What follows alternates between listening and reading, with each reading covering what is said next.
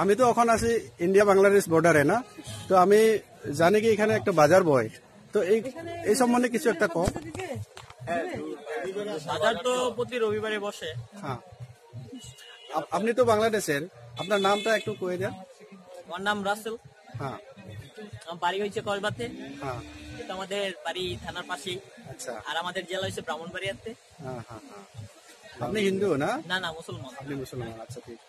তো এই বাজারে যাওয়ার জন্য কিটা নিয়ম কিটা আছে? এমনি তো যাইতে মানে বাংলাদেশের নিয়ম হচ্ছে আমাদের ওইখান থেকে আমাদের উপজেলা থেকে টিকিট হয়।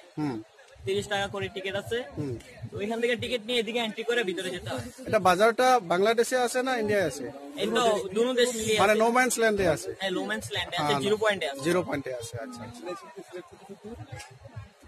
তো আপনার ইন্ডিয়ার জন্য আপনার কি রকম মনোভাব?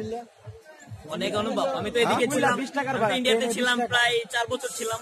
এই তো আজ থেকে 1 বছর হয়েছে এদিক থেকে চলে আসছি। অনুভবটা ভালো? অনেক আচ্ছা, অনেক মিস করি। হ্যাঁ,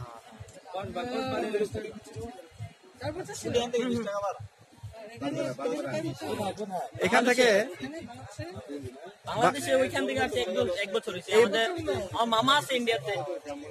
এই বর্ডার থেকে এমনি দেখবার কিছু জায়গা আছে নাকি বাংলাদেশে? হ্যাঁ হ্যাঁ, অনেক কিছু আছে। অনেক কিছু আছে। কত দূর হবে?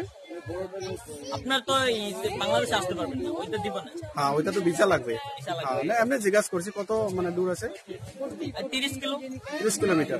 তাও আমাদের এদিকে পার্ক আছে, তারপর ওইদিকে তো বাজার আছে বাংলাদেশে। হ্যাঁ, হ্যাঁ। আর চেকপোস্ট দিয়ে আসলে, আখাউড়া দিয়ে আসলে তো বাংলাদেশে আসবে। আচ্ছা, আমি আপনাকে একটা কথা জিজ্ঞাসা করি, খারাপ পাইও না? ঠিক আছে। হ্যাঁ, আমি খারাপ পাবো কি লাগে বলেন? আচ্ছা, একদম খারাপ পাইও না। আমি একদম বন্ধুভাবে জিজ্ঞাসা করছি। আমার ইন্ডিয়াতে এনআরসি আর এটা সিটিজেনশিপ অ্যামেন্ডমেন্ট বিলের কথা মানে পুরা হাঙ্গামা কিছু হয়ে আছে। আপনার ওই কথাটার মনোভাব কিরকম? মানে আপনি জানেন এই কথাটা, এনআরসির যে ব্যাপারটা আছে ইন্ডিয়ায়? আমি জানি না। হ্যাঁ, আমি খারাপ পাইবো না, আমি এমনি জিজ্ঞাসা করছি। না, খারাপ পাওয়ার কিছু নাই, বলেন। হ্যাঁ, ওই প্রবলেম হচ্ছে এই সিস্টেমে করতেছে গভর্নমেন্ট, মনে হচ্ছে ইত্যাদি তথ্যের ভিত্তিতে আমার হ্যাঁ, হ্যাঁ, 98-এর মধ্যে 48-এর মধ্যে ফিরে যাচ্ছে। আচ্ছা আচ্ছা, ওইটাই মনে হচ্ছে। আমি তো আপনাকে বন্ধুভাবে জিজ্ঞাসা করছি, তার জন্য আমি আইসি একটু আলাপ করার জন্য। হ্যাঁ, একদম। আমি আসামের ওইদিকে আপনি দেখবেন শ্রীমন্ত শঙ্করদেবের নামটা শুনে আপনি? শ্রীমন্ত শঙ্করদেব যে নাকি এটা মানে হিন্দু মুসলিমের জন্য আজান ফকিরের সঙ্গে বহুত কিছু আছে। তো আমার কিছু একদম ভাই ওইদিকে। আপনাদের যে ত্রিপুরার যে মুখ্যমন্ত্রী, হ্যাঁ, বিপ্লব দেবের আপনার উপজেলা হচ্ছে আমাদের পাশের উপজেলা, মানে ডিস্ট্রিক্ট। আচ্ছা আচ্ছা, না উপজা যেটা জায়গা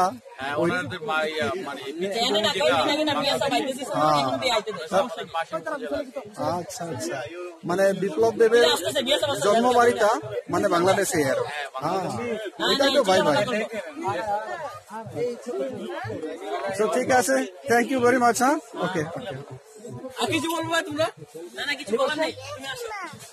আপোনালোকে শুনিলে ইণ্ডিয়া বাংলাদেশ বৰ্ডাৰত থকা বাংলাদেশী মানুহৰ লগত মোৰ কথোপকথন শুনি মোৰো কথাটো পাতি খুবেই ভাল লাগিল।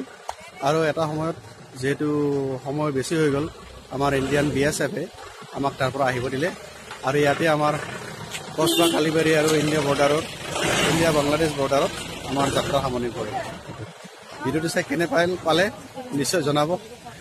তাৰপিছত আৰু নতুন এনেকুৱা ভিডিঅ' কৰিবলৈ আমি উৎসাহ পাম। ধন্যবাদ।